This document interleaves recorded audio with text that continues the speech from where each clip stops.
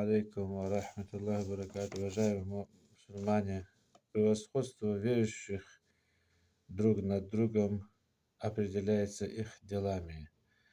Передается слово Абу Саида Аль-Худри, радиллаху анху, что посланник Аллаха, саллаллаху алейхи вассалям, сказал: после того, как обитатели рая войдут в рай, а обитатели ада отправятся в ад, Аллах Всевышний скажет: вы видите тех, у кого в сердце было веры хоть на вес горчичного зерна, и их выведут оттуда почерневшими, а потом бросят в реку дождя, и они станут расти подобно тому, как прорастает семя, оказавшимися близ берега потока.